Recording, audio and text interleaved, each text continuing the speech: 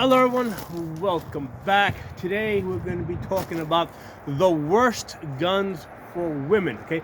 And this is not the worst guns, this is just the worst guns for women, particularly. And I'm coming at this from the perspective of having trained thousands of women, and we're not talking about 1 or 2 or 3,000 women, but literally thousands of women over the, I guess, 12 years that I have been doing this. Okay, so absolutely the worst guns for women, the ones that it is hardest for them to shoot, is a revolver. Okay, any revolver is just hard for them to shoot, unless it's maybe a single action revolver.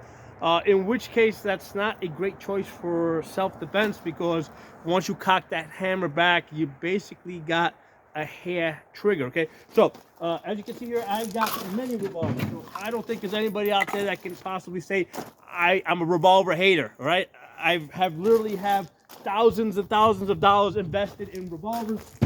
These aren't even all the revolvers I have, right? Because I don't keep everything in one place over here. I've got lots of revolvers, right? Here you go. 500 Smith & Wesson, okay? Lots of revolvers. Cap and ball revolvers, right? Keep one cap and ball revolver loaded that I sometimes walk through the woods with, okay? I really like it. It's stylish. I get to practice every day, so I'm really good at shooting these guns, okay? The typical woman will typically show up with a revolver that's like that's something like this, small 5-shot 38 special. And what happens is, when these women go into the gun store, they go into the gun store thinking that the smallest gun is going to be the easiest one for them to shoot. And the gun store knows this. The gun store knows what they're thinking. The gun store is in it to basically, they want to give the lady what she wants, right? So if she thinks that she's going to get a small gun and she's going to be happy with it, they're going to sell her a small gun, okay? So what happens is, women show up with these tiny little revolvers. And the thing with these guns is, like, when you look at it, yeah, it looks pretty simple. All you gotta do is drop the cartridges in, squeeze the trigger, right? But this is what I usually see with women shooting revolvers, okay? So they're gonna hold the gun. First of all, they don't even hold the gun like this. They usually try to do some weird thing like that, but that's fine. That's a training issue, right? So we teach them how to hold the gun, line up the sights, and this is what they will typically do. Because the trigger pull is so hard for women that as they're squeezing the trigger, they're moving the sights all over the place, okay? So these are the hardest guns for women to shoot because the trigger pull is so difficult, okay? Now, you can cock this back, in which case you have a very light pull, but for a self-defense situation, you should not do that, because if you cock this back, now you're on a hair trigger. I mean, now it's too easy for this gun to fire, okay? So the revolver, okay, ideally for a self-defense type of situation, should be a double action only, okay? Because that hard trigger pull is part of the safety mechanism. Now, when I carry, let's say, I don't do it often, but when I used to sometimes carry a cap and ball revolver single action, okay, for me, it's a two-step process, right? You have to cock, right? At the point that I commit to cocking the gun, I have pretty much committed to pulling the trigger, okay? So it's a two-step process: cocking the gun and pulling the trigger. And of course, with the cap and ball revolver, you point it up as you cock it so that the caps fall out. You also put your finger in the trigger guard, right? Because as you're cocking this, if your finger's not in the trigger guard pressing forward, the revolver can fall out of your hand. And this is how this gun was designed to be used, because typically what you're doing is you're holding the gun in this hand, you're steering the horse with the other hand, so you have to be able to work this gun one-handed, okay? So there's definitely difficulties with this gun, but not going too far off track. This is the typical gun that I see women a lot of times buy, because they think that this is going to be an easy gun, and this turns out to be the most difficult gun to shoot. Now, it's easy to load, right? Loading this is easy. So, I mean, is there a place in the world for this? Here's the thing: for a woman, or just or man, or anybody in general who's going to buy a gun and with the intention of never ever going to the gun range and practicing with the gun. Never ever, getting any instruction on it. Okay, so if you plan to just buy this gun, having never shot a gun before, load it up, close it, put it in a drawer somewhere. I mean, yeah, this gun is probably going to be easier to shoot, at least because basically the gun is not dependent on the recoil to cycle. Okay, so it's less likely to jam the gun. However, they're not going to be able to aim the gun. They're probably not going to be able to hit anything, past, I don't know, 3 or 4 feet, 5 feet. So basically at grappling range, because they're not going to be able to aim the gun. And again, when I watch people, even men sometimes, when they shoot this gun, what they're doing is that, okay? So the reason why we're having this discussion today is I ran into a lady that I knew from a couple of years ago, and she asked me what I'm doing with myself, right? Because at the time that she knew me through a different business that I had at the time, and I told her, I spend a lot of my time doing gun instruction because I enjoy it. It's fun.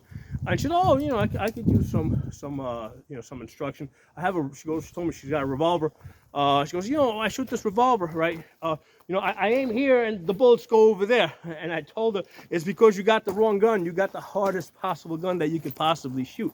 And she's like, what do you think I should get? She's like, I told her, listen, you need to get an AR-15, right? And she's like, AR-15? You mean like those military guns that they use to kill all the people? And I'm like, no. It's the best gun is the best gun, okay? It does not matter that some crazy person decides to use it for some ill purpose, okay? Just because that person's crazy doesn't necessarily mean that he's stupid, okay? He's going to use the best gun that he can possibly use, right? He's not going to use a revolver, which is difficult to use. He's going to use an easy gun. So likewise, you should shoot the easiest gun as well. So the thing with semi-automatic guns in general is you have to invest time in learning how to set up the gun, right? There's a setup process. The process of, first you got to learn just the basic operation of the gun, what all the buttons do, for example, the safeties, etc. Then you have to learn to load the gun, right? If on an AR, you got to be able to get comfortable with taking the safety off, okay? So all this stuff is done in advance, right? All the loading stuff is done in advance. At the point where you need to shoot the gun, all you have to concern yourself with is flipping that safety off. So I tell people it's just like starting a motorcycle. You just kick start the safety, you put your dot on target, and you pull the trigger. And when you're done pulling the trigger, you put your safety back on. Okay, so really easy to shoot. It takes some effort to get used to the gun as far as setting it up, right? First of all, you got to zero the optics. That's not something that you have to do, let's say, with a revolver. Now, here's the thing. Take something like this, for example, okay? Yeah, it's got iron sights that you don't need to set up. But here's the thing. At night, you're not going to see those iron sights, okay? You can't see those iron sights on these revolvers. Do I have any that have glow in the dark? Well, it's not glow in the dark. It's got like a little red color there, but still, even at night, it's really hard to see that, okay? I have trained lots of people. Red dots work the best, especially for people that don't shoot often, okay? You need a red dot, something like this Holosun, that's solar powered with a battery backup that you can basically just leave on, okay, and then you can expect that it's going to work when you pick up the gun, okay? And then just the very basic drills that I run people through, once I teach them how to load the gun and all that, at the point that they need to use the gun for self-defense, all they gotta do is bring the gun up, get the dot on target, safety off, boom, come down, right? Come up, safety off, safety back on. So that is the basic exercise, okay? And on any AR-15, regardless of caliber, whether it's a 9mm, 5.56, 223, even if it's an AK, whatever, right? When I put people on rifles that have red dots, they all hit the target, okay? They all hit the target very easily out to 30 yards, and in most cases, they can go well beyond that, but at 30 yards, which is where those rims are over there, they can easily hit the targets. I give even a lot of guys that have been shooting for years, I give them a gun like this, and as they're pulling the trigger, they're all over the place. They can't even hit the targets over here at 10 yards. Forget about 30 yards over there. You know, with a rifle, you know, anybody I put on this gun, I put 10-year-old kids on this gun, they're easily hitting those targets over there at 30 yards. Any gun range I train with, they're easily hitting the targets at 30 yards, okay?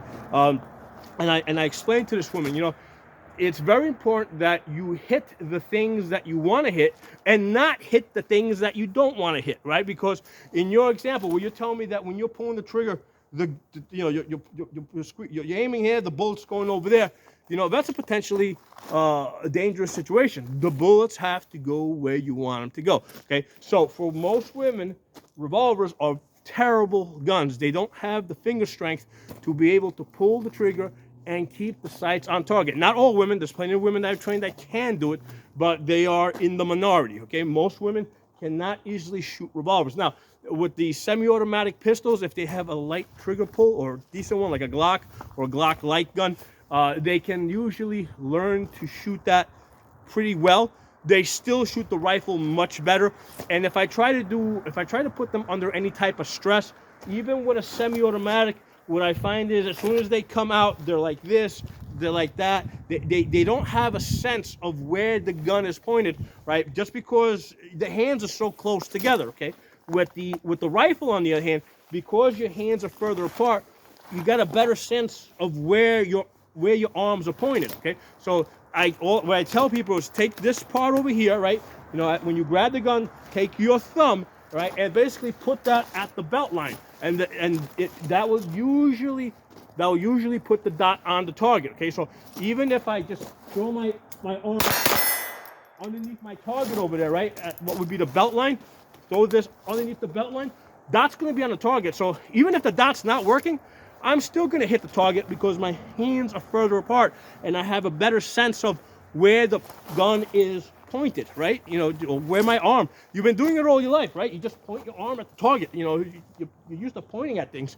You just, you know, if your hands are together, this becomes a problem, okay? So I just wanted to share that experience. And again, the reason why I have talked about this in the past, but I ran into this nice lady that, again, I haven't known for, I haven't seen for several years.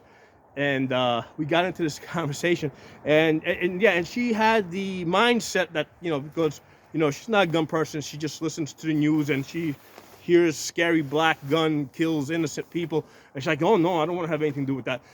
But that's the gun that's going to save your life, okay? Not those guns, you know, this gun over here, because it is the easiest gun to shoot. So that's one of the things I try to explain to women. And always when I train women, right, even if they tell me that they're interested in, let's say, just, you know, getting a concealed carry permit, carrying a pistol, I will always bring along a 9mm AR, and I will always have them shoot that first, you know, so that they can see how easy it is to hit the targets. And also it makes training them on the pistol easier afterwards because they have a sense of what they're trying to do.